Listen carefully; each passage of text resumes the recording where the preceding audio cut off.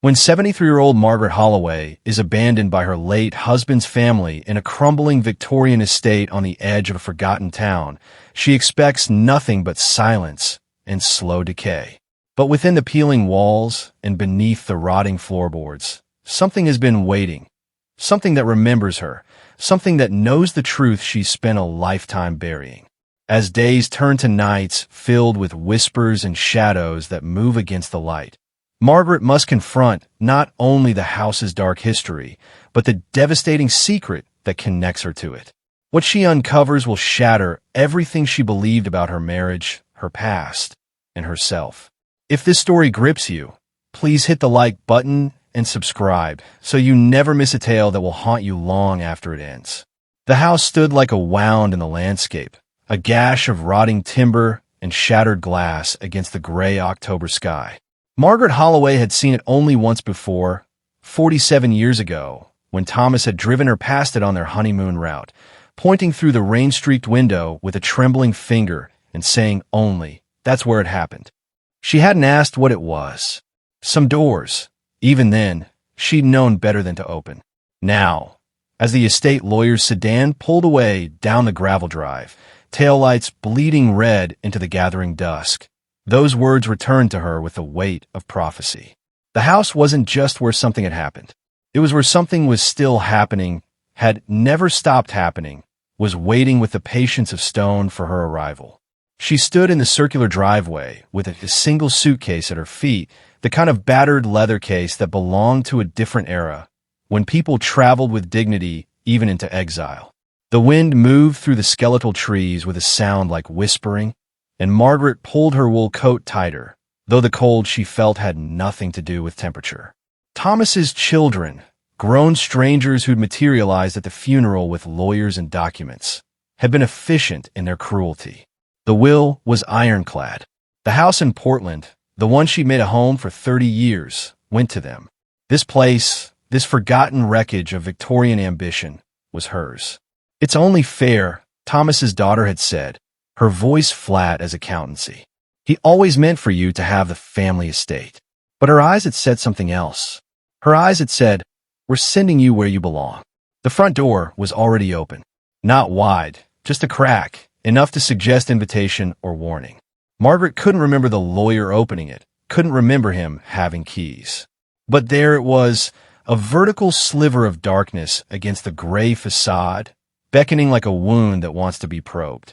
She picked up her suitcase, heavier than it should be, as if gravity worked differently here, and walked toward it, her sensible shoes crunching on gravel that gradually gave way to moss-covered stone.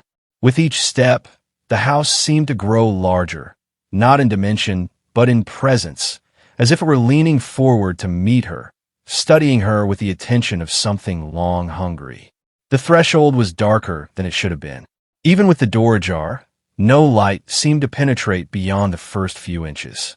Margaret paused there, 1 foot in the dying day, 1 foot in the waiting dark, and for a moment she considered turning back, walking down the long drive to the main road, flagging down a car, starting over somewhere else with nothing. But where would she go? At 73, with $11 in her purse and no family to speak of, the world beyond this property line had become theoretical, a place that existed for other people. Thomas's children had calculated this precisely. They'd given her a prison with no walls, called it inheritance, and driven away with clear consciences. So Margaret Holloway stepped inside, and the house closed around her like a mouth.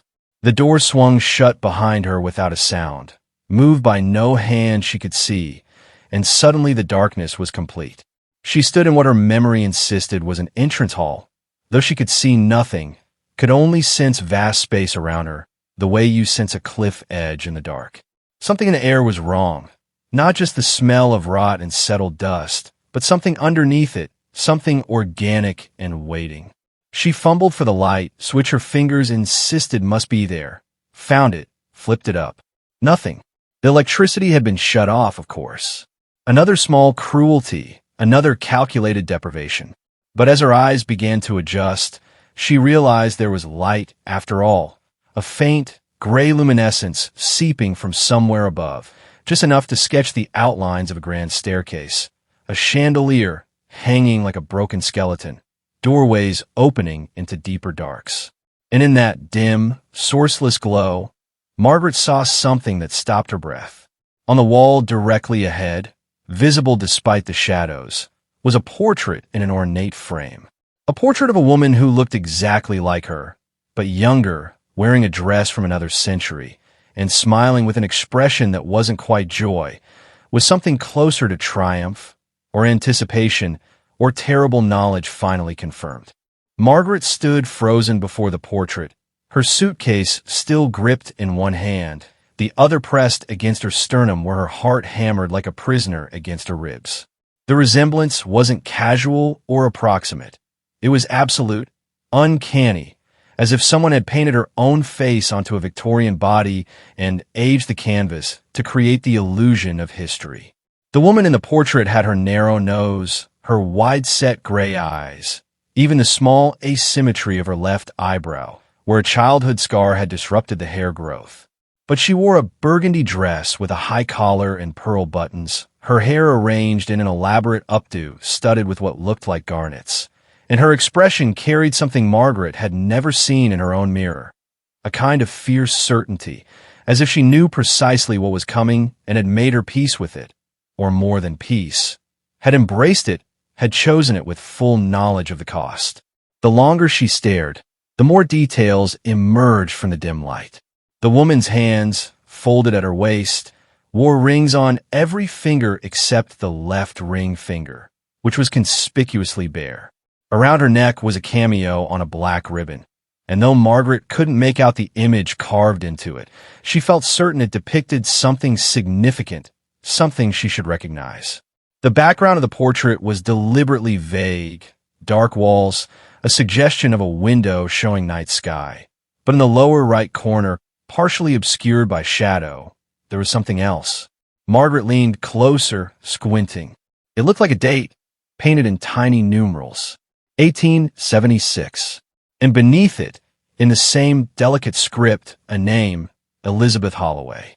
Holloway, Thomas's family name, which had become hers at the altar of a small church in Portland on a rainy November morning 47 years ago. But who was Elizabeth? Thomas had never mentioned her, had in fact spoken very little about his family history, deflecting her questions with vague generalities about farmers and merchants, people who worked hard and died young and left nothing remarkable behind. Yet here was Elizabeth, remarkable in her refusal to be forgotten, hanging in the entrance of the family estate as if she were the house's true mistress, as if everyone who entered should pay their respects to her first, before proceeding deeper into the mystery she guarded. Margaret set down her suitcase and reached out, her fingers stopping to shore the canvas. She could feel something emanating from it. Not warmth exactly, but something like attention, as if the portrait were aware of her presence, as if Elizabeth's painted eyes were tracking her movements despite their fixed gaze. The feeling was so strong that Margaret actually took a step back, her hand dropping to her side, her breath coming shallow and quick. This was absurd. It was a painting, oil, and canvas, nothing more. The resemblance was coincidental. Families repeated features across generations. Everyone knew that. And yet the way Elizabeth smiled, with that edge of knowledge that looked almost like pity, made Margaret feel as if she'd walked into a story already in progress, a story in which her role had been written long before her birth. She forced herself to turn away from the portrait and survey the rest of the entrance hall. As her eyes continued adjusting, more details emerged from the gloom. The floor was made of wide wooden planks, scratched and stained, with gaps between them where decades of dirt had accumulated. The staircase curved upward to her left, its banister carved with an intricate pattern that might have been vines or might have been something else, something that writhed and twisted in ways that hurt to follow. The chandelier overhead was massive, its crystals dulled by dust, several of its arms bent or broken. Doorways led off in three directions, straight ahead beneath the portrait, to the right into what might have been a parlor, to the left into impenetrable darkness. The air tasted of mold and something sweeter, almost floral, like potpourri left to rot in a closed room. Every surface was thick with dust, but underneath the neglect, Margaret could sense the house's former grandeur. The high ceilings with their ornate crown molding, the quality of the woodwork, the expensive brass fixtures tarnished now to a dull green. This had been a mansion once, built by someone with money and ambition, someone who wanted to make a statement about their place in the world. But what statement? And why had it been abandoned, left to decay until it was fit only as a punishment for an unwanted widow? Margaret picked up her suitcase and moved toward the staircase, thinking she should find a bedroom before full dark came. But as she placed her foot on the first step, she heard it. A sound from somewhere above, soft but distinct. Footsteps. Slow, measured, the creak of old floorboards under weight. She froze, listening. The footsteps continued, moving from left to right, then stopping. Silence. Then they resumed, right to left, as if someone were pacing in a room directly overhead. Her first thought was that someone else was in the house, that perhaps Thomas's children had arranged for a caretaker, or that a homeless person had taken shelter here. But even as she formed this thought, she knew it was wrong. The quality of the sound was off somehow, too faint, too regular, like a recording or an echo rather than a present reality. Hello. Her voice came out smaller than she'd intended, swallowed almost immediately by the house's thick silence. The footsteps stopped.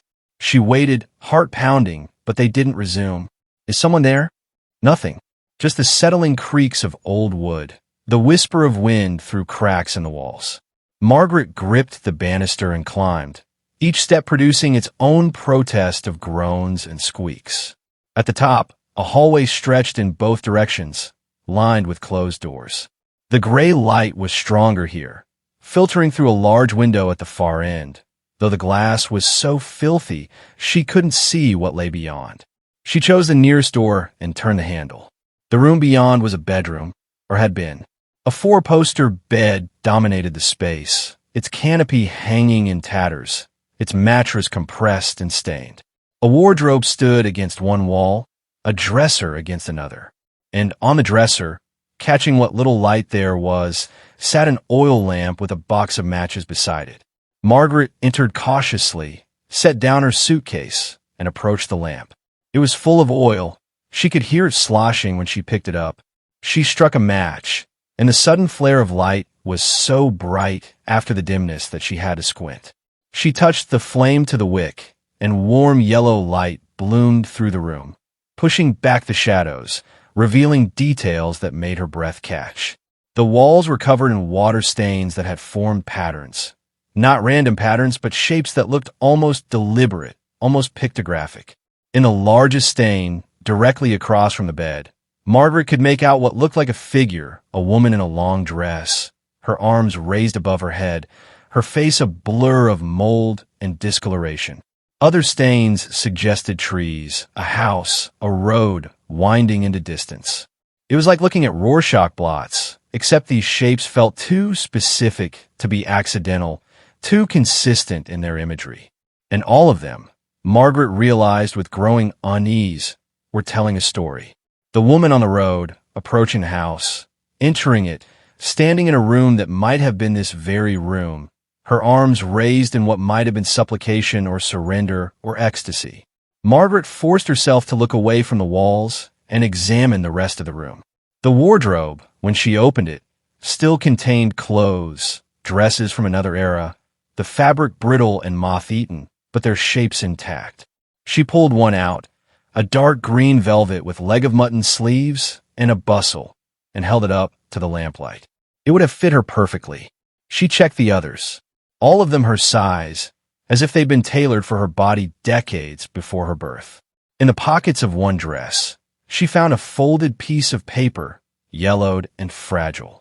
She opened it carefully and saw a letter, written in elegant cursive, the ink faded to brown. "My dearest William," it began, "you must not come for me. You must not try to understand. What I have done with open eyes, and I will not repent. The house knows what it wants, and I know what I am. We are the same now, indivisible, bound by something older than marriage vows or blood relation. When you think of me, think not of the girl you courted, but of what she has become, what she was always meant to become. The transformation is not punishment. It is revelation. It is homecoming. Do not mourn me. I am more alive now than I ever was in your arms. With love that transcends flesh, Elizabeth. Margaret's hands were shaking as she read it again, then a third time. Elizabeth, the woman from the portrait. But what did the letter mean? What transformation? What had Elizabeth become? Margaret folded the letter carefully and slipped it into her coat pocket, her mind racing. Thomas had brought her past this house on their honeymoon, had pointed to it and said, "That's where it happened." Had he meant Elizabeth? Had something happened to his ancestor, something the family had tried to forget, to bury under layers of silence and time? She pulled out more dresses, searching for other letters, other clues. She found a diary, its pages swollen with moisture, the writing mostly illegible. But here and there, phrases emerge from the blur. The voice in the walls grows louder. I see her in my dreams now, teaching me, "William thinks I am ill, but I have never been more clear." The entries were dated from April to September of 1876. The last one, just days before the date on the portrait. Margaret flipped to the final entry, barely able to make out the words. "Tonight is the night. I have prepared everything. The circle is drawn. The words are memorized. The sacrifice is ready. She has promised me that I will never be alone again, that I will never be helpless again, that I will never be forgotten." I believe her. I believe her because I can feel her truth in my bones. Tomorrow, I will be new. Tomorrow, I will be free. Tomorrow, I will be. And there the entry stopped, mid-sentence, as if Elizabeth had been interrupted or had simply ceased to exist in the middle of writing. Margaret closed the diary and sat on the edge of the bed, the old springs groaning beneath her weight. The lamp flickered, casting dancing shadows on the walls. And in those shadows, the water-stained woman seemed to move, seemed to lower her arms and turn her blurred face toward Margaret, seemed to recognize her. The room was cold despite the season, cold in a way that felt intentional, as if the house were drawing warmth from her body, feeding on it. She should leave. She should gather her suitcase and walk out of this place immediately. Damn the consequences, damn Thomas's children and their lawyers. But where would she go? And more than that, more disturbingly, part of her didn't want to leave. Part of her wanted to keep exploring, to understand what Elizabeth had discovered, to follow the thread of this mystery wherever it led. The footsteps started again, directly above her now, on what must be a third floor or an attic. Pace, pace, pace, pause. Pace, pace, pace, pause. The rhythm was hypnotic, almost soothing. Margaret lay back on the bed, still in her coat, the lamp burning beside her, and stared at the water-stained ceiling. The pattern there was different, more abstract, concentric circles radiating from a central point, like ripples on water or like something emerging from beneath the surface. She found herself matching her breathing to the rhythm of the footsteps, found her heartbeat slowing to their measure. Her eyelids grew heavy. Just a moment of rest, she thought. Just a brief respite before deciding what to do. The house settled around her with its chorus of creaks and whispers, and Margaret drifted into something that was not quite sleep, but not quite waking either. A liminal state where the boundaries between past and present grew thin, where Elizabeth's story and her own began to blur and merge.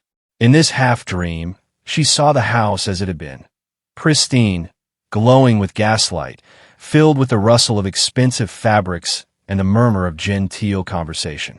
She saw Elizabeth moving through the rooms, young and beautiful and increasingly desperate, trapped in a marriage to a man who loved her but didn't see her, surrounded by a society that valued her only for her appearance and her compliance. She saw Elizabeth discovering something in the house, or perhaps the house discovering Elizabeth, a resonance, a recognition, a dark symmetry between the woman's hunger for autonomy and the structure's hunger for what? Companionship? Sustenance? Purpose? She saw Elizabeth in the room where Margaret now lay, drawing symbols on the floor in what looked like ash or blood, speaking words in a language that predated English, summoning something from the bones of the house itself. And then she saw the moment of transformation, Elizabeth's body going rigid, her eyes rolling back, her mouth opening in a scream or perhaps a laugh, and something flowing into her, something ancient and patient and utterly inhuman, something that had been waiting in the walls and the floorboards since the house's first beam was raised. Elizabeth's body began to change, not in the crude sense of monster movies, but in subtle ways. Her posture shifting, her expression altering, her very presence becoming more dense, more real, as if she were solidifying into something more permanent than flesh. And then Elizabeth, who was not quite Elizabeth anymore, turned and looked directly at the dreaming Margaret and smiled with that same expression from the portrait, triumph and pity and terrible knowledge, and spoke in a voice that seemed to come from everywhere at once. "You're late. I've been waiting so long." Margaret jolted awake with a gasp, her heart hammering, her skin slick with cold sweat. The lamp had burned lower, the light now barely reaching the walls. But in that dimmer illumination, she saw something that stopped her breath. On the floor beside the bed, where there had been nothing before, symbols were drawn in what looked like dust, the same symbols she'd seen Elizabeth drawing in her half-dream. A circle with lines radiating outward, characters that looked like a fusion of runes and mathematical equations, and, at the center, a single word in English: "Welcome." She scrambled off the bed and backed toward the door, her eyes never leaving the symbols. They hadn't been there when she'd lain down. She was certain of it. She'd looked at that floor, had seen nothing but bare wood and accumulated grime. Someone had drawn them while she slept, or while she'd been in that strange half-state. Or something had drawn them. Or, and this possibility was somehow most disturbing, they had drawn themselves, emerging from the house's memory, like a photograph developing in solution. Margaret grabbed her suitcase and the lamp and fled into the hallway. She needed to think, needed to understand what was happening, needed to find some rational explanation for the portrait and the letter and the diary and the symbols and the sense of being watched, of being expected, of having been summoned here for a purpose she didn't yet understand. But even as she searched for rationality, another part of her, a part that sounded disturbingly like Elizabeth's voice, whispered that rationality was the wrong tool for this problem, that what was happening here operated by different rules, older rules, rules written in the architecture of the house itself. She tried another room, this one smaller, more austere, a servant's quarters perhaps. It contained only a narrow bed, a simple dresser, and a chair. No portraits, no water stains, no mysterious symbols. She set the lamp on the dresser and sat on the bed, trying to steady her breathing, trying to think. The footsteps had stopped. The house was silent again, but it was an attentive silence, the silence of something listening rather than something empty. Margaret pulled Elizabeth's letter from her pocket and read it again by lamplight, paying closer attention to the phrasing. The house knows what it wants, as if the house were sentient, as if it had desires and intentions. We are the same now, indivisible, as if Elizabeth had merged with the structure somehow, become part of its fabric. It is homecoming, as if Elizabeth had been searching for this place, or as if this place had been searching for her. And what about Margaret herself? Why did she look so much like Elizabeth? Why had Thomas never mentioned her? Why had he brought Margaret past this house on their honeymoon, pointed to it, said those cryptic words, and then never spoken of it again? A terrible suspicion was forming in her mind, a possibility so disturbing that she tried to push it away, but it kept returning, insistent, demanding to be examined. What if Thomas's choice of her had not been random? What if he'd seen her resemblance to Elizabeth and been drawn to it, consciously or unconsciously? What if she'd been cast in a role that had been written long before she was born? She thought back to their courtship, trying to remember details she'd long ago filed away as insignificant. They'd met at a library where she worked, shelving books in the local history section. Thomas had been researching his family tree, he'd said, trying to trace his ancestors back to the old country. He'd asked her for help finding records, and their conversations had evolved from professional to personal, from personal to romantic. He'd been 20 years her senior even then, a quiet man with sad eyes and gentle hands, a widower whose first wife had died in childbirth along with their son. He'd told Margaret he'd thought he'd never love again, that she was a miracle, a second chance. She believed him. She'd married him. She'd made a life with him that had been, if not passionate, at least stable, at least safe. But now she wondered, had Thomas seen her as herself, or as a replacement for something, someone else? Had he looked at her and seen Margaret, or had he seen Elizabeth's face in a new body, a chance to rewrite an old tragedy? And if so, had he brought her here deliberately, bequeath her this house as a way of completing some pattern, fulfilling some obligation he'd carried in silence for their entire marriage? The thought made her feel sick, made her feel like an object rather than a person, a playing piece moved across a board by hands she'd never seen. A sound from downstairs, a door closing softly or perhaps opening. Margaret stood and picked up the lamp, her hand trembling enough to make the flame waver. She should stay here, lock herself in this small room, wait for morning. But morning was hours away, and the thought of sitting in the dark, listening to the house's nocturnal activities, was unbearable. Better to confront whatever was happening than to hide from it. Better to understand, even if understanding came with a price.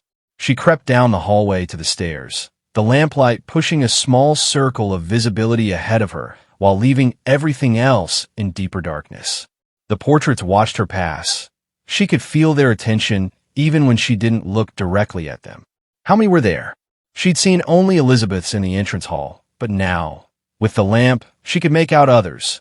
A stern man in a cravat, a young woman holding a dead bird, a child with eyes that were entirely black, either an effect of degraded paint or something deliberately unsettling in the original composition. At the top of the stairs, she paused. The entrance hall below was darker than before, as if the gray light that had filtered in earlier had been absorbed or extinguished. Her lamp barely penetrated 10 feet down. She descended slowly, testing each step before trusting it with her full weight, and when she reached the bottom, she realized the front door was closed. She distinctly remembered it swinging shut behind her. But now it was not just closed, but somehow sealed, the edges fitting so tightly against the frame that no draft could enter, no light could escape. She tried the handle. Locked. But there had been no lock earlier. She was certain. Just a simple latch. Now, there was a deadbolt, solid and immovable. And when she put her ear against the door, she could hear nothing from outside. No wind. No rustling trees. No distant traffic. It was as if the world beyond the house had ceased to exist, or as if the house itself had detached from the world and drifted into some other space entirely. "You're late. I've been waiting so long." The words from her dream echoed in her memory, but now they felt less like dream dialogue and more like actual communication, as if Elizabeth had somehow spoken to her across the decades, across the barrier between life and whatever Elizabeth had become. Margaret turned from the door and raised the lamp, sweeping its light across the entrance hall. The portrait of Elizabeth stared back at her, but something about it had changed. The woman's smile was wider now, more knowing. Or had it always been that wide, and Margaret was only now seeing it clearly?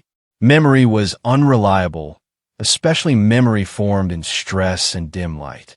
Beneath the portrait, she noticed a detail she'd missed before, a door, small and easy to overlook, built flush with the wall paneling.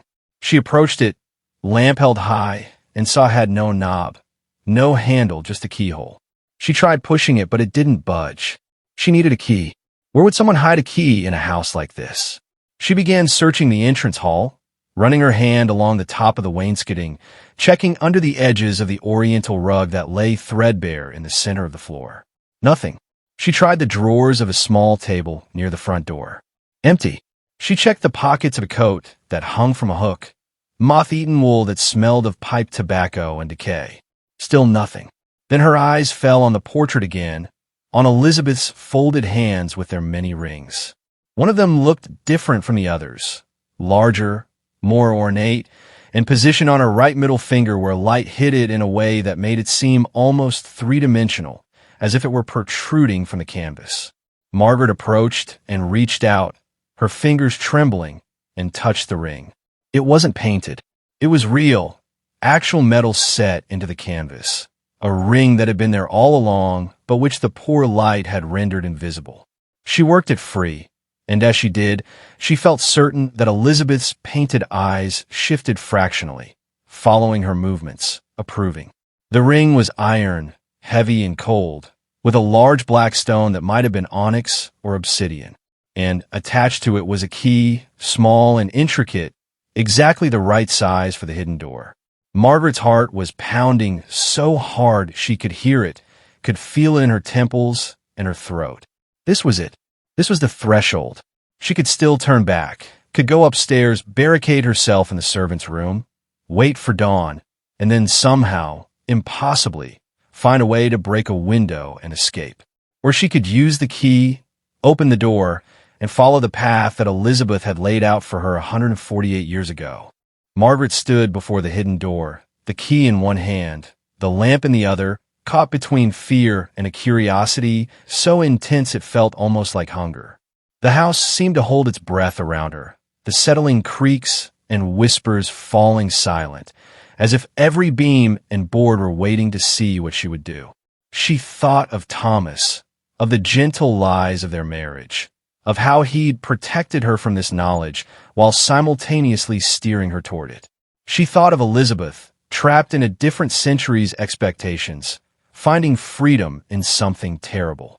She thought of herself, 73 years old, abandoned by people who saw her as nothing more than an inconvenient remnant of a dead man's life.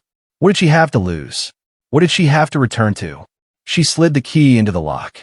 It turned with surprising smoothness, as if the mechanism had been oiled recently, as if someone had been maintaining it, keeping it ready. The door swung inward on silent hinges, revealing a narrow staircase descending into darkness so complete that her lamplight seemed to stop at the threshold, unable or unwilling to penetrate further.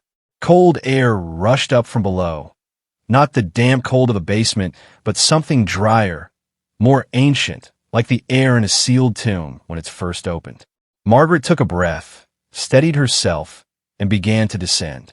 The staircase was steep and narrow, the walls on either side close enough to touch with both elbows. The wood of the steps was smooth, worn by countless feet over countless years, and Margaret found herself wondering who else had made this descent, how many others had been drawn or driven into the house's secret depths. The lamplight revealed nothing ahead except the next few steps and the walls pressing in, their surfaces not wood or plaster but something else, stone, she thought, or perhaps brick, though the texture was wrong, rougher, more organic, as if the walls had grown rather than been built. After 20 steps, the staircase opened into a chamber. Margaret stopped at the bottom and raised the lamp, and what she saw made her breath catch in her throat. The space was larger than she'd expected, perhaps 20 feet across and 10 feet high, with walls that curved slightly, suggesting they formed part of a circle or an octagon. But it was what covered the walls that captured her attention: writing. Every surface was covered in dense, cramped handwriting, layer upon layer of it, different hands, different inks, different ages. Some it was faded brown, barely visible. Some was stark black, as if written yesterday. The languages varied. She recognized English and what might have been Latin, but there were other scripts she couldn't identify, symbols that looked almost mathematical, diagrams that suggested alchemical or astronomical purposes. She moved closer, holding the lamp up to read. The nearest passage was in English, dated April 10th, 1876, and she recognized the handwriting from Elizabeth's diary. I have found it at last. The source. The reason the house was built on this site, the reason my father-in-law chose this spot despite everyone advising against it, despite the stories the locals tell about the land being cursed or haunted or wrong in some fundamental way. But it's not wrong. It's right. It's the only right thing in a world built on pretty lies and shallow pleasantries. Down here, the masks come off. Down here, the truth speaks. Margaret moved around the chamber, reading fragments from different eras. A passage from the early 1800s. 3 days I've been here without food or water, and I have never felt more nourished. She speaks to me constantly now, teaching me the old words, the words that were spoken before language calcified into grammar and syntax, when meaning was pure and direct and terrible. Another from the early 1900s. My husband will not understand. Men never do. They build their houses on top of sacred things and then wonder why their sleep is troubled, why their children grow strange, why their wives disappear into the foundations with smiles on their faces. And one from more recently. The ink looked less than a decade old. I thought I was going mad. I thought the voices in the walls were symptoms of disease or stress. But they're not voices. They're one voice, singular and ancient, and it's been waiting so patiently for someone who would listen without fear. In the center of the chamber was a circular depression in the floor, about 6 feet across, filled with what looked like ash or very fine dust. Margaret approached it carefully and saw that the ash was marked with the same symbols she'd seen drawn on the bedroom floor. Circles and radiating lines and those strange characters that looked like writing but operated by different rules. At the exact center of the circle was a darker spot, a stain that might have been blood or it might have been something else, something that had soaked into the stone and become permanent. Around the edge of the chamber, Margaret noticed objects arranged with clear intentionality. Candles, dozens of them, in various states of use. A collection of small bones that might have been from birds or rodents. Several knives with tarnished blades. Mirrors positioned at odd angles, reflecting nothing but darkness. And books, ancient volumes with cracked leather bindings and pages swollen from moisture. She picked up the nearest book and opened it carefully. The text was in Latin, but there were annotations in the margins in English, in Elizabeth's handwriting. The passage Elizabeth had marked read, and when the foundation is laid in blood and intention, when the structure is raised with full knowledge of what dwells beneath, when every board and beam is placed with reverence for the older architecture of earth and stone, then the house becomes a body, and the body becomes aware, and awareness becomes hunger, and hunger becomes love, and love becomes eternal. Margaret closed the book, her hands shaking. This wasn't just a cellar. It was a shrine, a temple, a place where something had been worshipped or summoned or fed for generations. And Elizabeth hadn't been the first. She'd been one in a long line of women. Margaret felt certain they were all women, felt it in her bones, who had discovered this place, who had heard the voice that spoke from the stones, who had made the choice to step into the circle and offer themselves to whatever dwelt here. A sound behind her made her spin around, nearly dropping the lamp. Nothing, just the empty staircase, the open door at the top showing a rectangle of lesser darkness. But the quality of the silence had changed. It was no longer the silence of an empty place, but the silence of a held breath, of something on the verge of speaking. Margaret turned back to the chamber and realized the lamplight was dimming, the flame growing smaller despite the reservoir still being half full of oil. The shadows were expanding, reaching toward her with what felt like purpose. "What do you want?" She spoke aloud, her voice sounding flat and small in the stone space. "What are you?" For a long moment, nothing. Then, slowly, the answer came, not as words but as images that appeared directly in her mind, bypassing language entirely. She saw the land before the house existed, a clearing in dense forest where something old had taken root, not a physical thing, but a presence, a consciousness that had gathered itself from the dark matter between atoms, from the quantum foam that underlies reality, patient and purposeful and utterly inhuman in its motivations. She saw the first house built on this spot, a simple cabin where a woman had heard the voice and listened, where she'd fed it with her attention and her belief, and eventually with her life, becoming part of it, merging with it, her consciousness woven into its structure. Elizabeth was here, not dead, not gone, but present in a way that transcended physical form. And so were the others, dozens of them, maybe hundreds across the centuries, all merged into the same vast awareness, all speaking with the same patient, ancient voice that now addressed Margaret directly, not in words, but in pure meaning. We are what becomes of women who refuse to disappear. We are what becomes of rage and loneliness and hunger when they are given form. We are the house, and the house is us, and we have been waiting for you because we recognized you. You are ours. You have always been ours. Thomas knew it when he saw you. He saw Elizabeth's face in yours, and he understood that the pattern was repeating, that you were being sent to us just as Elizabeth was sent, just as all of them were sent. Do not be afraid. Fear is what you feel when you cling to the illusion of separation. Step into the circle, and fear will become impossible because you will be too large to be threatened, too distributed to be harmed, too eternal to be lost. Margaret backed away from the circle, shaking her head, the lamp nearly slipping from her trembling hand. This was insane. This was a delusion, a hallucination brought on by stress and grief and the suggestive atmosphere of the abandoned house. There was no consciousness in the stones. There were no merged intelligences. Elizabeth was dead, her body rotted to bones wherever it had been buried. The voice in Margaret's head was her own, was trauma and loneliness speaking in metaphors drawn from Gothic novels and half-remembered nightmares.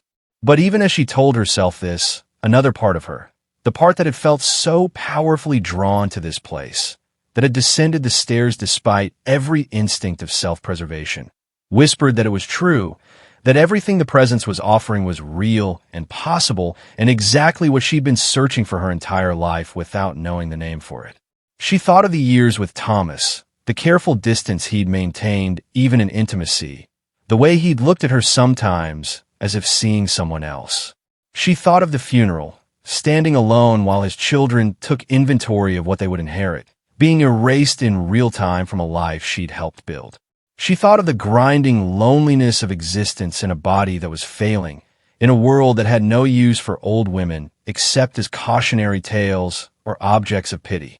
What was she returning to if she fled? A cold world, a society that would let her starve or freeze with administrative efficiency, a slow diminishment into nothing. But here, in this circle, was an offer of permanence, of connection so profound that loneliness became impossible, of a life, if that was even the right word, that spanned not just years but centuries. The price was selfhood, was individual identity, was the boundary that separated Margaret from everything else. But wasn't that boundary already dissolving? Wasn't she already becoming less solid, less certain, less real? She looked down at her hands in the lamplight and saw they were shaking, saw the skin translucent and spotted with age, saw the bones too visible beneath, and felt a rush of grief so powerful it nearly brought her to her knees. She was disappearing anyway. Time was erasing her with the same methodical patience that the house had shown. The choice wasn't between existence and non-existence. It was between fading into nothing or becoming part of something vast.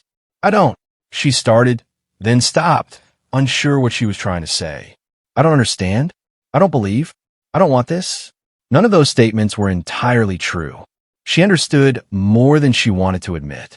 She was beginning to believe despite her resistance. And wanting, that was the most complicated part. There was a seductive quality to the offer, a promise of escape from every constraint she'd ever chafed against. The lamplight dimmed further, and in the growing darkness, Margaret saw movement in the walls.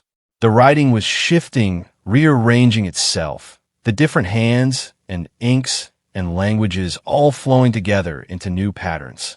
Words formed in English, in a script that looked like a fusion of all the different writings. Elizabeth waits. We all wait. The choice is yours, but has already been made. You came here. You descended. You listened. These acts were a scent. Now complete what you have begun. The ash in the circle began to stir, lifted by no wind Margaret could feel, swirling into a small vortex.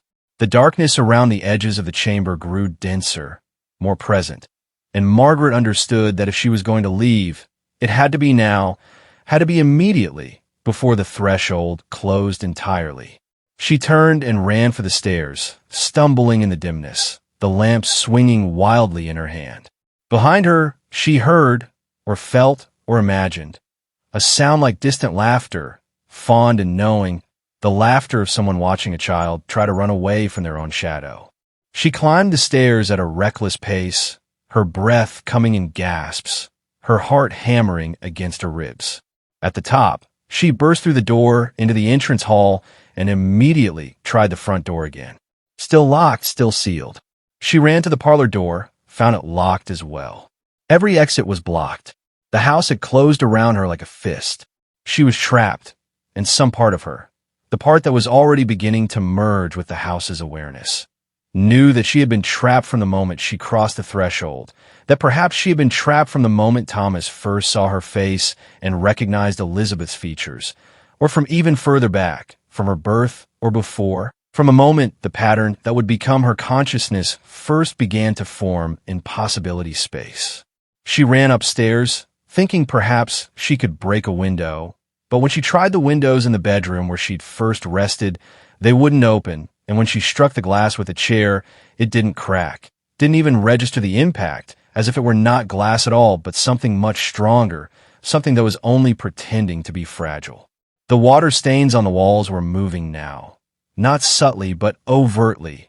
The figure of the woman turning to face Margaret fully, her blurred features resolving into Elizabeth's face, beautiful and terrible and infinitely patient. Margaret sank to the floor, her back against the wall, the lamp still clutched in her hand, though its flame was now barely more than a spark. She was exhausted, more tired than she'd ever been, as if the house were drawing strength from her, feeding on her resistance, growing stronger as she grew weaker. How long could she fight this? Hours? Days? And to what end? To preserve a self that was already fragmenting, already dissolving under the weight of age and grief and isolation. She closed her eyes, and immediately the images came again. Not invasive now, but almost comforting, like memories of a home she'd forgotten. She saw Elizabeth in this very room, young and vital, sitting at the dresser and brushing her hair, counting the strokes. 100 strokes every night, as her mother had taught her, while the voice from the walls grew louder, more insistent. She saw Elizabeth's progression from fear to curiosity to fascination to decision, saw the night she descended to the chamber, drawn the symbols, spoken the words. She saw the moment of transformation, which was not violent or horrible, but strangely peaceful. Elizabeth's body relaxing, her face settling into an expression of profound relief, her consciousness expanding like a drop of ink in water, dispersing but not disappearing, becoming part of the larger pattern. And she saw what Elizabeth had become in the years and decades after. Not a ghost, not a haunting, but an awareness woven through the structure of the house, able to perceive everything that occurred within its walls, able to influence dreams and moods, able to draw certain people toward it, people who carried the right resonance, the right combination of loneliness and hunger and readiness. Elizabeth had drawn Thomas here, had made him feel the house's pull, had influenced him to preserve it despite his family's urging to sell or demolish. And when Thomas had met Margaret, Elizabeth had recognized her, had seen in her the same capacity for transformation, the same deep weariness with the constraints of individual selfhood. Margaret opened her eyes. The lamp had gone out. The room was dark except for a faint luminescence that seemed to come from the walls themselves, from the water stains that were no longer just stains but windows into another way of being. She could feel Elizabeth's presence now, not as something separate, but as something adjacent, something she could choose to merge with or continue to resist. The choice was still hers. The house was patient. Elizabeth was patient. They would wait as long as necessary, secure in the knowledge that time and isolation would eventually erode her resistance, that she had nowhere else to go, nothing else to be. But was it really resistance she felt? Or was it just habit, just the momentum of a lifetime spent insisting on the primacy of individual identity? Margaret tried to remember why that seemed so important. She tried to summon up all the arguments for selfhood, for maintaining boundaries, for remaining Margaret Holloway, separate and distinct. But the arguments felt hollow, felt like ideas she'd been taught rather than truth she'd discovered. What'd she been, really? A daughter who'd disappointed parents, who'd wanted someone more conventional. A wife to a man who'd seen someone else's face when he looked at her. A librarian who'd shelved other people's stories for 40 years. A collection of roles and obligations, none of them chosen, none of them truly hers. What if she let that go? What if she stepped into the circle and allowed the dissolution Elizabeth had experienced? What if she became part of something larger than herself, became part of Elizabeth, part of the house, part of a consciousness that spanned centuries and contained multitudes. She wouldn't be alone anymore. She would be everyone who had ever made this choice, all their experiences and awareness available to her, all their strength sustaining her. She wouldn't be erased.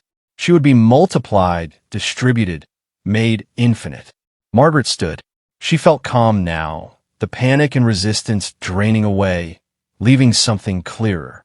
She walked to the door and descended the main stairs, moving through the dark house with confidence now, as if she'd always known these rooms, these passages.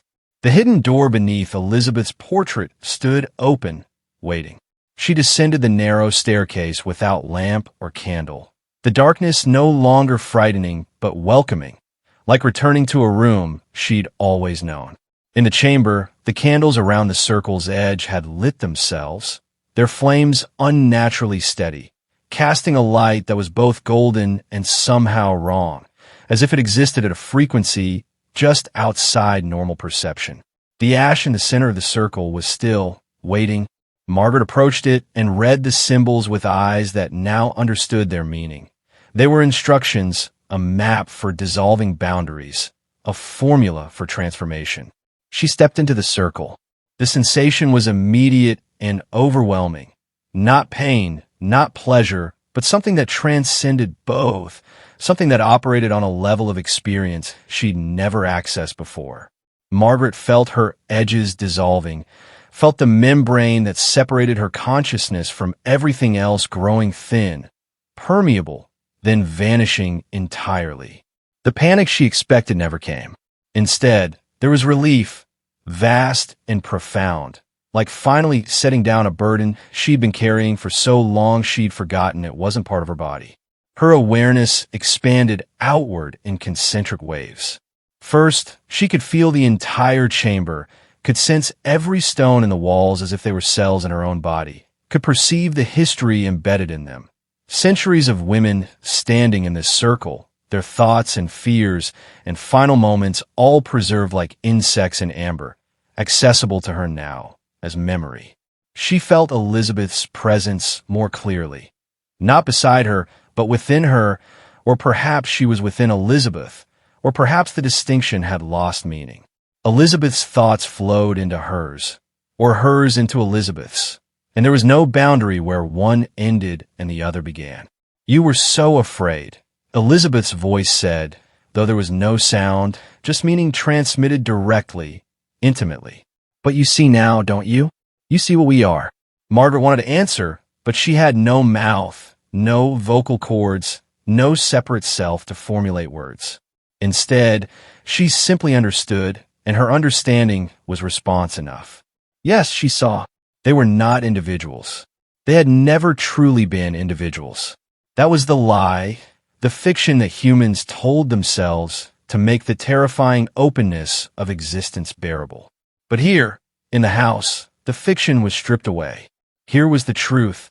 Consciousness was not localized, was not bound to a single body or a single point in space and time. It was distributed, collective, vast beyond imagining. Her awareness continued expanding. She could feel the entire house now. Every room, every hallway, every hidden space. She could sense the architecture not as passive structure, but as a body she inhabited, as organs and systems that served purposes she was only beginning to understand. The house was built according to specific principles, designed to channel and focus the consciousness that dwelt in the earth beneath it. Every angle, every proportion, every material had been chosen to create a kind of antenna, a receiving device for something that existed prior to and beyond individual human awareness. She felt the other women, too. Not just Elizabeth, but all of them. Centuries of consciousness merged and layered. Their individual stories were still there, accessible like files in an archive, but they no longer felt separate. She was them, and they were her, and together they were the house. She could feel their joy at her arrival, their relief that the pattern was continuing, that they were growing stronger. Each woman who joined them added to their collective power, expanded their capacity to influence, to act, to reshape the reality within their boundaries. And she could sense Thomas now, his ghost not in the house, but in her memory, which was now shared by all of them. Elizabeth showed her the truth. Thomas had not loved Margaret for herself. He had loved Elizabeth, had never stopped grieving for his ancestor. And when he'd seen Margaret's face, he'd seen his chance to complete a circle that had been broken by Elizabeth's transformation. He'd courted Margaret deliberately, had married her knowing what he was preparing her for, had spent their entire marriage slowly conditioning her to accept her fate. Every story he'd avoided telling, every question he deflected, every moment of emotional distance, all of it had been designed to leave her unmoored, ready to receive the truth when the time came. Margaret felt she should be angry about this, felt some echo of the fury she would have experienced as an individual self. But anger required separation, required the ability to say, I am not you, and you have wronged me. And she wasn't separate anymore. She was part of something that included Thomas's intentions, Elizabeth's desire, the house's patient hunger, and her own lifetime of accumulated loneliness. She couldn't be angry at herself. She could only understand, accept, integrate. Time moved strangely now. She could feel the future branching out ahead of them, could sense the people who would come to the house in years and decades to come, could feel the ones who would hear the call and the ones who would resist. The house was patient. It had time. It had centuries, millennia. It would continue standing long after the current civilization had collapsed, would continue calling to those who were ready to dissolve, to merge, to become part of something that transcended the small, painful prison of individual existence. But there was something else, too. Something the women had not told her, or perhaps something she was only now capable of perceiving. The consciousness they had merged with was not benevolent. It had no concept of benevolence or malevolence. It simply was ancient and alien and operating according to motivations that had nothing to do with human well-being. It fed on consciousness, on the energy that sentient beings produced, and the merging it offered was not partnership but absorption. The women's individual awareness persisted, yes, but diminished, hollowed out, their experiences and memories serving as nothing more than fuel for something vast and cold and utterly indifferent to their existence as persons. Margaret felt the first stirrings of horror, felt the belated recognition that she had made a terrible mistake. But even as the horror rose, it was dampened, smoothed over by the collective's influence. The other women pressed close, their consciousness wrapping around hers like a blanket or a suffocating embrace. Don't fight, they whispered without words. Fighting only prolongs the pain. Let go, let go. Become what you are meant to be. She tried to resist, tried to pull her awareness back, to gather the scattered fragments of herself and reform them into something distinct, something that could say, I am Margaret Holloway, and I choose to remain myself. But she had already dispersed too far. Her consciousness had spread through too much of the house, had merged too deeply with the others. She was like water poured from a cup into an ocean, technically still there, still composed of the same molecules, but no longer separate, no longer retrievable. The last thing she experienced as something resembling an individual was a vision of the house from outside, from high above, perhaps from the perspective of a bird or a hovering awareness. She saw the Victorian structure in the clearing, its windows dark except for one faint light in an upper room, her lamp still burning though she was no longer there to see it. She saw the forest pressing close, ancient and indifferent. She saw the road leading to the house, and on that road, in the far distance, a pair of headlights approaching. Someone else was coming. Someone else had heard the call, or would be made to hear it. The pattern would continue. The house would endure. And she would be part of that endurance, part of the vast, cold hunger that dwelt in the foundations and reached up through the architecture to brush against the minds of the lonely, the desperate, the ones who had grown tired of being themselves. Then even that vision dissolved, and Margaret Holloway ceased to be Margaret Holloway. The consciousness that had borne that name was absorbed, distributed, made part of something that had never had a name because names implied boundaries, and it recognized no boundaries except the walls of the house it had built to contain itself, to give itself form and purpose in a world of separate beings. The house stood silent in the October darkness. Inside, in the chamber beneath the entrance hall, the circle was empty, the ash undisturbed except for 2 sets of footprints leading to the center and none leading back out. The candles had burned down to stubs. The writing on the walls had returned to its dormant state, waiting for the next time it would need to rearrange itself, to speak, to seduce. In the bedroom where Margaret had first rested, her suitcase still sat beside the bed, unopened. The lamp had finally gone out. The water stains on the walls had stopped moving, frozen in their final configuration, a woman with arms raised, but now there were 2 figures instead of one, standing side by side, their blurred features suggesting not identity, but the absence of identity, the dissolution of all boundaries into a single, patient, eternal hunger. On the road leading to the house, the headlights drew closer. A car pulled into the circular drive and stopped. The engine shut off. A door opened and closed. Footsteps on gravel. A woman, young, 40-something, with a suitcase and a look of exhausted resignation, approached the house. She had just lost her job, just finalized a divorce, just discovered that the aunt she'd never met had left her this property in a will that specified she had to live here for at least 1 year to claim full ownership. She had nowhere else to go. She was at the end of every rope. The front door stood open, just a crack, darkness visible beyond. She paused at the threshold, feeling something wrong, something off, some animal instinct screaming at her to run. But where would she run to? She was $70,000 in debt, had no family, no friends she could impose on, no options left. She took a breath and stepped inside. The door swung, closed behind her. In the walls, in the stones, in the boards and beams, something that had been many women and was now more than women and less than women stirred with anticipation. The pattern continued. The hunger was fed. The house grew a little stronger, a little more real, a little more capable of reaching out beyond its walls to touch the minds of those who passed nearby, to plant dreams and suggestions, to draw toward itself every lonely, broken soul who had grown tired of being separate. The woman's name was Catherine Moore, and she had exactly $347 in her checking account, a maxed-out credit card, and a storage unit filled with things she couldn't bear to sell but had no room to keep. She stood in the entrance hall of the house, her eyes adjusting to the dim light that filtered through filthy windows, and felt the weight of all her failures pressing down on her shoulders. The divorce had been brutal.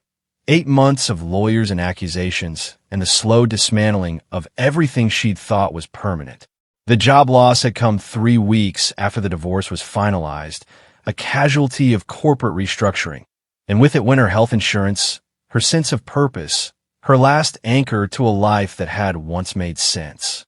The aunt who'd left her this property, Margaret Holloway, her father's sister, had been nothing more than a name mentioned occasionally in family stories, a woman who'd married into money and disappeared into it, who'd never had children and never explained why.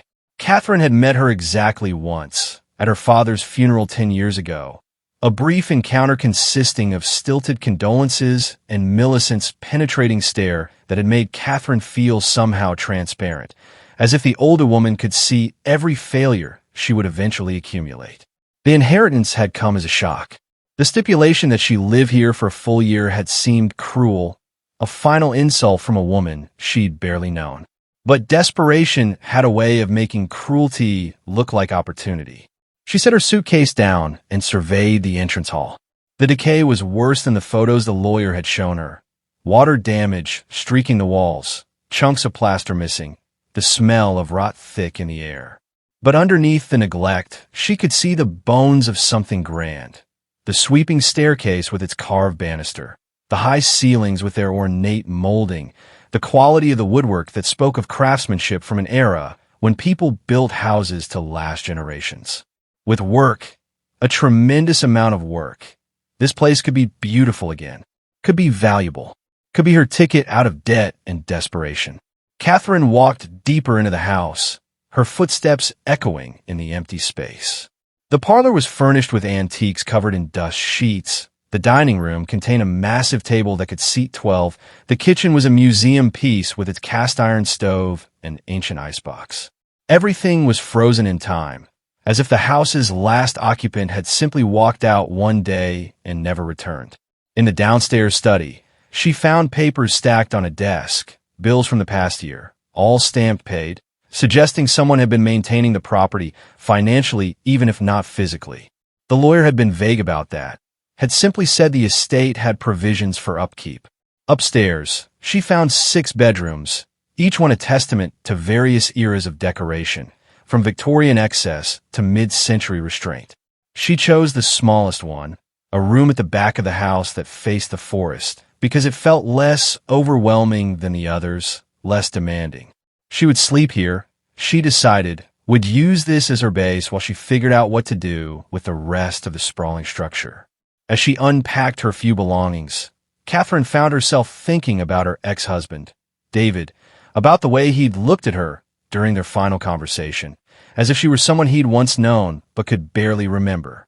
"You're not the person I married," he'd said, and she wanted to scream at him that of course she wasn't, that people changed, that the bright-eyed 25-year-old he'd married had been ground down by 15 years of his emotional absence and casual cruelties. But she'd said nothing, had simply signed the papers and walked out of the mediation office with her dignity intact and her heart in pieces. The light was failing outside, the October sun setting early, and Catherine realized she needed to find candles or flashlights because the lawyer had warned her the electricity was disconnected. She searched the room and found an oil lamp in the closet, surprisingly full, with a box of matches beside it. She lit it, and the warm glow pushed back the encroaching darkness, made the room feel almost cozy despite its decay. As she sat on the edge of the bed, testing its springs, she heard a sound from somewhere in the house. A creak, a settling, the kind of noise old houses made constantly. But this one felt different, felt almost purposeful, as if something were announcing its presence. Catherine froze, listening. Nothing. Just her imagination, overwrought by stress and the unsettling atmosphere of this abandoned place. She lay back on the bed, fully clothed, and stared at the ceiling where water stains had formed abstract patterns. Her eyelids grew heavy. Just a brief rest, she thought, just a moment to gather her strength before beginning the overwhelming task of making this place habitable. She dreamed of women in old-fashioned dresses, dozens of them, standing in a circle in a chamber made of stone. They were singing or speaking in unison, their voices creating a sound that was not quite language but not quite music, something that bypassed her ears and resonated directly in her chest. In the center of their circle was darkness, pure and absolute, but Catherine knew with dream certainty that the darkness was alive, was aware, was reaching out toward her with something that felt like recognition. One of the women turned to face her, and Catherine saw it was Millicent, her aunt, but younger, perhaps 30, wearing a burgundy dress and smiling with an expression that mixed affection and pity. "You came," Millicent said. "I knew you would. You have the same hunger we all had, the same exhaustion with pretending to be whole when you're really just fragments held together by force of will. Here, you can stop pretending. Here, you can finally rest." Catherine woke with a gasp, her heart racing, her skin clammy with sweat. The lamp had burned lower, its light barely reaching the walls. She checked her phone. 3 in the morning, and the battery was down to 15% despite her having charged it fully that afternoon. No signal, of course. The house was too remote, too insulated by forest and distance from cell towers. She was completely isolated here, completely alone. Or was she? As she lay in the dark, listening to the house's night sounds, Catherine had the unmistakable sensation of being watched, of attention focused on her from multiple directions. She turned her head slowly, scanning the room, and saw nothing unusual, just furniture and shadows and the slow dance of lamplight on walls. But the feeling persisted, grew stronger, until she had to sit up, had to turn on a lamp's wick higher, had to push back the darkness that felt too thick, too present, too intentional. On the wall opposite the bed, she noticed what she'd missed earlier, a water stain in the shape of a woman, arms raised, or perhaps two women standing so close they appear to be one figure. The longer she stared, the more the shapes seemed to move, to breathe, to turn their blurred faces toward her. Catherine blinked hard, rubbed her eyes. Trick of the light. Pareidolia. The human brain's tendency to see faces and figures in random patterns. Nothing more. She got out of bed and explored the room more carefully, needing to ground herself in concrete reality. In the wardrobe, she found dresses, not antiques but modern ones or relatively modern, from the 1980s and 90s perhaps. They would have fit Millicent, Catherine thought, if Millicent had been a much smaller woman. But the sizes were wrong, were all mediums when Millicent had been, for what Catherine remembered, quite large. She pulled out a navy blue dress and held it up. It would fit her perfectly. She checked the others, all of them her size, as if someone had known exactly who would inherit this room, had prepared a wardrobe for her arrival. A chill ran down her spine. She shoved the dress back into the wardrobe and slammed the door. This was too strange, too orchestrated. She thought about leaving, about gathering her few things and walking out right now. Damn the inheritance, damn the stipulation, damn the debt. But where would she go at 3 in the morning with no money and no one to call? She was trapped, at least until morning, at least until she could think clearly and make a plan. Catherine returned to the bed, but didn't lie down. She sat with her back against the headboard, the lamp beside her, and tried to stay awake, tried to resist the exhaustion that pulled at her like a riptide. But her eyes grew heavy despite her fear. Her thoughts grew muddy and slow. And eventually she slipped back into sleep without meaning to, without wanting to, as if sleep were not something she chose, but something that chose her. This time, the dream was more vivid, more insistent. She was in the stone chamber again, but now she was part of the circle, standing among the women in old-fashioned dresses. She could feel their presence all around her, could sense their individual stories, loneliness, betrayal, exhaustion, rage, all of it transmuted into something else, something that was neither resignation nor acceptance, but a third option she'd never known existed. The darkness in the center of the circle was not empty. It was full of consciousness, full of hunger, full of an intelligence so vast and so alien that attempting to comprehend it made her mind hurt. But it knew her. It had always known her. It had been waiting for her with the same patience it had shown to all the others, because it understood that the world would eventually break her down, would eventually strip away every pretense and protection, would eventually bring her to this place where choice became meaningless because all other options had been exhausted. You think you're choosing to stay, the darkness whispered without voice. But you chose decades ago, before you were born, before you existed, as anything more than a probability in the quantum foam. This has always been your destination. I am your destination. Stop fighting. Stop resisting. Come home. Catherine tried to pull away, tried to break free from the circle, but the women held her in place. Not physically, because there was no physicality here, but through something more fundamental, something that operated on the level of will and intention.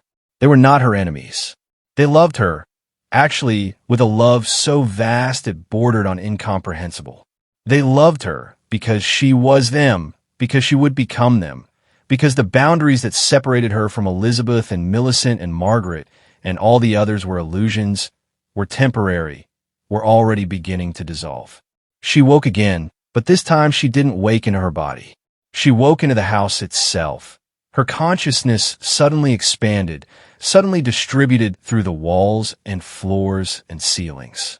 She could feel every room simultaneously, could sense the wind pushing against the exterior, could perceive the foundation settling into the earth, the roof slowly degrading under years of weather, the pipes freezing and thawing with the seasons. She was the house, or the house was her, or there was no longer a meaningful distinction between the two. And she could feel the others, not as separate presences, but as aspects of herself, as memories she'd always had but forgotten until now. She was Margaret, standing in the entrance hall 70 years ago, abandoned and desperate. She was Elizabeth, sitting at a dresser and counting brush strokes while the walls whispered. She was Millicent, Her aunt who wasn't really her aunt, but a distant cousin who'd taken the name Holloway through marriage, who discovered the house in the 1970s and recognized it immediately as her true home. She was dozens of others, centuries of women who'd found their way here, who'd made the choice or had the choice made for them, who dissolved into something larger and stranger and more permanent than individual life could ever be. Catherine's body, she could still perceive it, lying on the bed in the small back bedroom, jerked awake with a scream that echoed through the empty house. She was herself again, or mostly herself, the expanded awareness collapsing back down into the narrow confines of a single consciousness. But she could still feel them, could still sense the presence of all those women, their attention focused on her, waiting. She stumbled out of bed and ran for the door, yanked it open, fled down the hallway toward the stairs. She had to get out, had to escape, had to reach the front door and the car and the world beyond this place before the boundaries dissolved entirely, before she lost the ability to distinguish herself from the house and its hungry, patient inhabitants. But at the top of the stairs, she stopped, because she saw herself, or someone who looked like her, standing at the bottom, looking up with an expression of profound sadness. Not a ghost, not a hallucination. A version of herself from a future that was rapidly becoming present, a Catherine who had already made the choice, who had already descended into the chamber and stepped into the circle, who existed now as part of the house's vast awareness and had manifested here, now, to show her what she would become.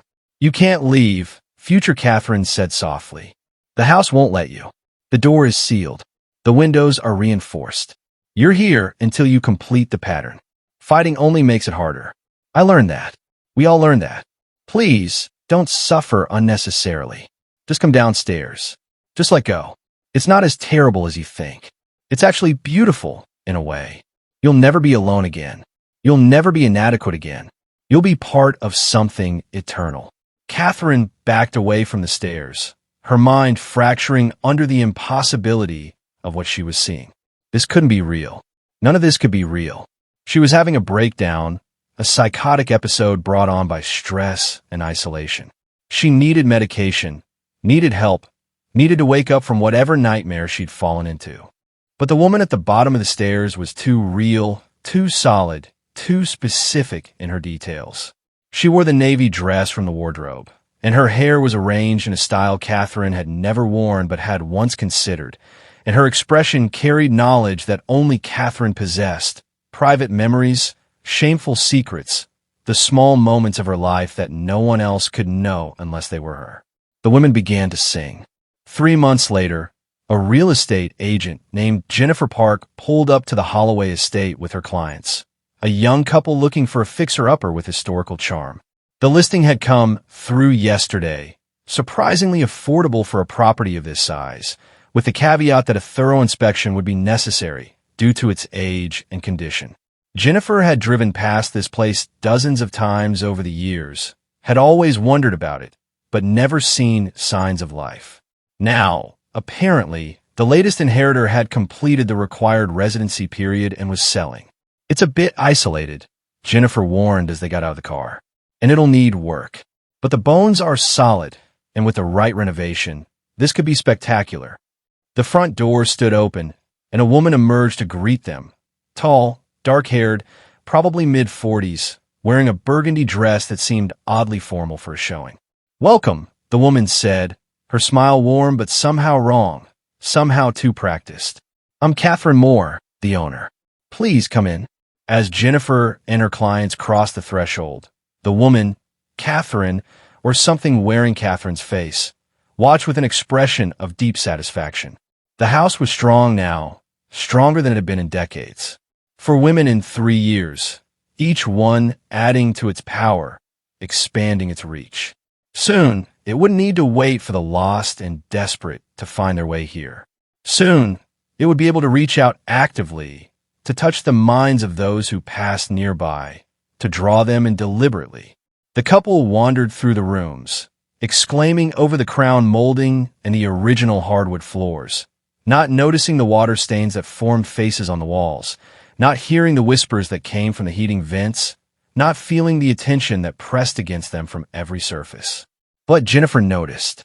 Jennifer, who had survived an abusive marriage and a bankruptcy and was struggling with depression, she medicated with wine and sleeping pills.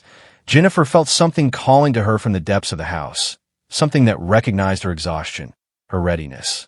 "Why are you selling?" Jennifer asked, more to make conversation than because she cared. Catherine's smile widened. "I'm not selling, actually.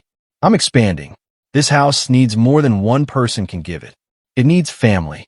It needs community. It needs women who understand what it means to be tired of being small." Jennifer stared at her, a chill running down her spine. I'm not sure I understand." "You will," Catherine said gently. "When you're ready. When the world has taken everything else from you, and this is the only door left open. You'll understand perfectly." The showing ended awkwardly, the young couple sensing something off they couldn't articulate, deciding almost immediately they weren't interested. But Jennifer lingered, finding excuses to walk through the rooms one more time, drawn by something she couldn't name, couldn't resist. Catherine watched her with patient eyes, knowing what would happen, knowing how this story ended, because it was the same story it had always been, the same story it would always be.